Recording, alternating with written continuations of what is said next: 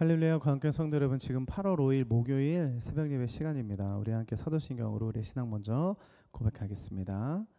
전능하사 천지를 만드신 하나님 아버지를 내가 믿사오며 그 외아들 우리 주 예수 그리스도를 믿사오니 이는 성령으로 잉태하사 동정녀 마리아에게 나시고 본디오 빌라도에게 고난을 받으사 십자가에 못 박혀 죽으시고 장사한 지 사흘 만에 죽은 자 가운데서 다시 살아나시며 하늘에 오르사 전능하신 하나님 우편에 앉아 계시다가 저리로서 산자와 죽은 자를 심판하러 오시리라. 성령을 믿사하며 거룩한 공예와 성도가 서로 교통하는 것과 죄를 사해 주시는 것과 몸이 되어 사는 것과 영원히 사는 것을 믿사옵나이다. 아멘. 오늘 우리가 읽으실 하나님 말씀 마태복음 22장 30절에서 24장 1절까지입니다. 22장 30절에서 24장 1절까지고요. 저는 오늘 마태복음 23장의 말씀으로 잠시 말씀 전하겠습니다. 요즘에는 그래도 좀 많이 나아졌다고 하긴 하는데 그 음식을 먹다 보면 굉장히 실망스러울 때가 있습니다. 뭐 바로 이런 것인데요. 예를 들면 과자 봉지가 그렇죠. 예, 과자. 맛있게 생긴 딱 사진들, 그리고 이제 빵빵한 그 과자 비닐을 탁 여는 순간 터무니없이 적은 양, 적은 양의 이제 수많은 사람들이 낚였다 막 이렇게 실망스러운 정도가 아니라 이거 완전 낚였다 이렇게 생각이 할 정도로 이게 뻥튀기가 되어 있죠. 이거를 흔히 말해서 그래서 과자가 그냥 과자가 아니라 질소 과자다. 그래서 질소로 꽉 차 있고 과자는 요만큼 들어있는 것이 우리나라 과자다 막 이렇게 말을 하기도 합니다. 그러니까 겉보기에는 멀쩡하고 겉보기에는 아주 괜찮아 보이는데 속은 아닌 거죠. 그래서 우리가 흔히 말해서 겉과 속이 다르다라고 말하면 이제 사자성어로 표리부동이라고 말합니다. 근데 이거는 뭐 음식뿐만 아니라 뭐 물건들도 뭐 겉보기엔 굉장히 좋은데 알고 봤더니 막 속빈 강정 같고 뭐 그런 것뿐만 아니라 사람들에게도 적용이 됩니다. 그래서 겉으로는 아주 친절한데 알고 보면 굉장히 막 뒤통수 치는 사람이었을 수도 있고, 말은 청산유수인데 말과 행동이 전혀 다른 사람일 수도 있습니다. 그래서 우리는 이런 사람들을 보면 한 단어로 뭐라고 말하냐면 위선자라고 말을 하죠. 위선자. 그런데 우리가 위선자, 이거 우리가 꼭 기억해야 할 단어입니다. 왜냐하면 하나님께서 정말 모든 사람을 사랑하시지만 하나님께서 정말 가장 안타까워하시고 가장 싫어하시는 부류의 사람이 바로 위선자이기 때문입니다. 사랑의 예수님께서 그 며칠 전에 말씀드렸지만 성전을 뒤집어 엎어버리는 그 성전 청경 사건 때 하나님의 의가 나를 이렇게 의분이 나를 집어삼켰다라고 말씀하실 정도인데, 사람들에게 굉장히 친절하시고 참 사랑이신 그 예수님께서 정말 거친 말로, 거친 욕설로 말하는 사람들이 있습니다.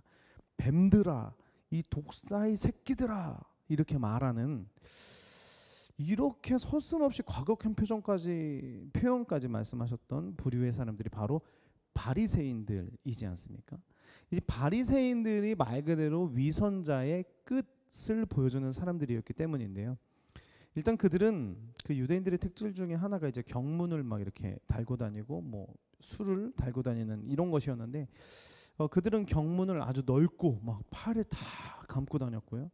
심지어 이마에도 이렇게 크게 붙이고 다녔고, 그리고 뭐 그 옷수를 매달고 다녀야 했는데 그것도 일반 사람들보다 아주 길게 늘어뜨리고 다녔습니다. 그러면서 내가 율법을 사랑하고 내가 율법을 잘 지키고 있다라는 것을 보여주길 원했던 것이고, 또 이거 다 오늘 말씀에 쓰여져 있는 것인데, 뭐 잔치할 때는 윗자리에 앉는 걸 좋아하고 회당에서는 높은 자리에 앉는 걸 좋아했고 장터에서는 인사받기를 좋아했고 사람들에게는 랍비라고 불리기를 좋아했던 사람들입니다. 그들은 말은 청산유수였지만, 그래서 겉으로 보기에는 누구보다도 하나님을 정말 사랑하는 사람들이었지만 주님은 그들을 이렇게 평가하셨습니다. 그들은 회칠한 무덤이다. 말 그대로 다른 말로 말하면 마치 죽어있는 사람에게 아무리 예쁘게 화장시켜봤자 그 사람은 죽어있던 사람이다 라고 말할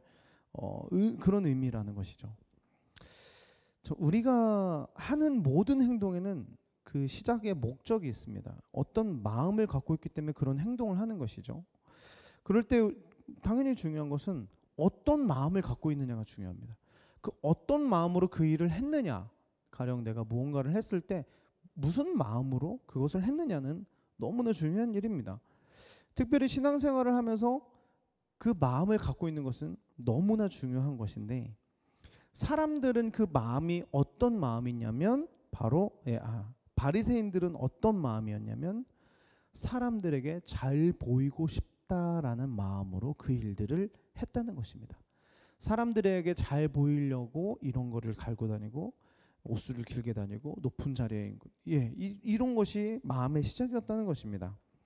그들은 11조는 드렸지만 정의와 자비의 율법 정신은 행하지 않았다라고 예수님께서 직접 말씀하십니다.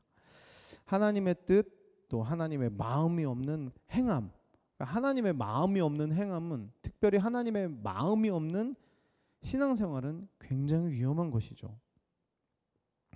즉 하나님을 사랑하는 마음 없이 봉사를 하고 하나님을 사랑하는 마음 없이 이렇게는 아니지만 이렇게 사역을 하고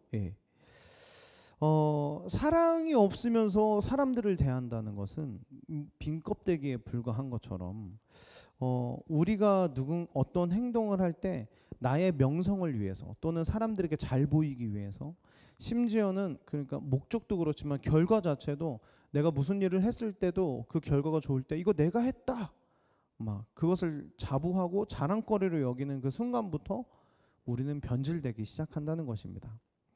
뭐 예를 들면 저희처럼 이렇게 신학을 전공한 사람들이 말씀을 공부한 거잖아요. 다른 학문도 아니고 신학인 말씀을 공부해서는 막 진리를 선포하고, 그래서 사람들에게 정말 진리를 선포하는 것이 아니라 나의 지식을 자랑하려고 네. 참 생각만 해도 너무 무섭고 말도 안 되는 얘기지만, 정말 이 작은 머리로 그 큰 하나님의 신학을 공부했다고 그거를 막 자랑하고 그리고 막 공격하고, 만약에 이렇게 한다 아니면은 하나님께서 우리에게 직위를 주셨어요. 직위를 주셨는데, 직분을 주셨는데 그 직분으로 사랑을 대하고 공동체를 섬기고 공동체를 정말 잘 성장시키는 것에 쓰는 것이 아니라 사람들에게 인정받으려고 내가 어떤 직분을 가지려고 한다던가 그리고 그 직분을 남용하기 시작한다던가, 그렇다면 우리는 바리새인들과 같은 회칠한 무덤의 모습과 별반 다를 것이 없을 것입니다. 게다가 더 무서운 말씀이 있는데 그것은 바로 그들의 영향력이었습니다. 바리새인들의 영향력은 사실 절대적이었고요. 수많은 사람들이 그들의 말을 신뢰했었습니다. 그래서 궁금증이 있으면 바리새인들에게 찾아가서 물어봤다는 것이고 그들의 조언을 들었다는 것이죠. 그러니까 말 그대로 그들의 영향력은 주위 사람들뿐만 아니라 다음 세대들에게까지도 영향력을 미쳤는데, 문제는 그들이 회칠한 무덤이었다는 것입니다. 만약 우리가 뭔가 잘못된 시스템을 만들어 놨다면 그 잘못된 시스템 속에서 살 수밖에 없는 것은 바로 다음 세대들입니다. 뭐 예를 들면 1등만이 하나님께 사랑을 받는다, 1등만 하나님께 사랑받을 수 있어 라고 항상 말을 하고 그런 시스템을 만들어 놓는다면 다음 세대들은 무조건 1등을 해야만 하나님이 나를 사랑하실 거야 라고 생각을 한다는 것이죠. 여러분, 이것이 사실 가장 무서운 말씀인 것입니다. 오늘 말씀 마무리하면서 근데 나는 그렇지 않은데, 나는 바리새인 정도는 아닌데 라고 생각할 수도 있죠. 그러나 사실은 누구에게나 적용되는 말씀입니다. 왜냐하면 그들도 처음부터 그러진 않았었기 때문입니다. 바리새인들은 사실은 굉장히 훌륭한 사람들이고요, 정말 대단한 분들이에요. 그들이 있었기 때문에 그런 포로기에나 막 그 후의 시간에도 하나님의 율법을 수호할 수 있었고, 그들은 민족의 신앙과 민족의 전통을 지키기 위해서 실제로 정말 많이 순교했었던 사람들입니다. 그래서 사람들이 그렇게 존경했던 것입니다. 그런데 문제는 바로 존경을 받으면서 변질되기 시작했을 때 문제가 생긴 것이죠.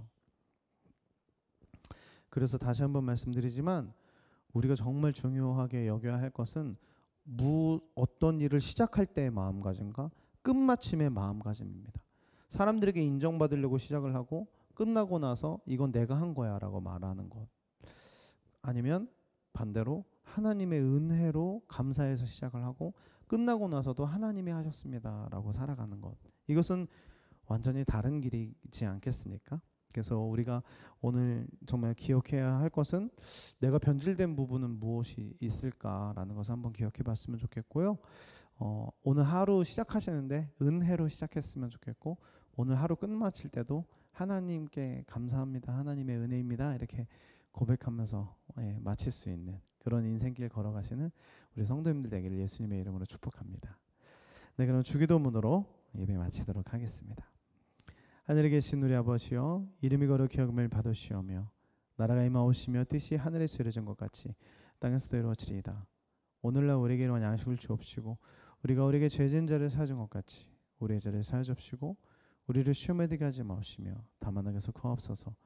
때가 나라와 권세와 영광이 아버지께 영원히 있사옵나이다. 아멘.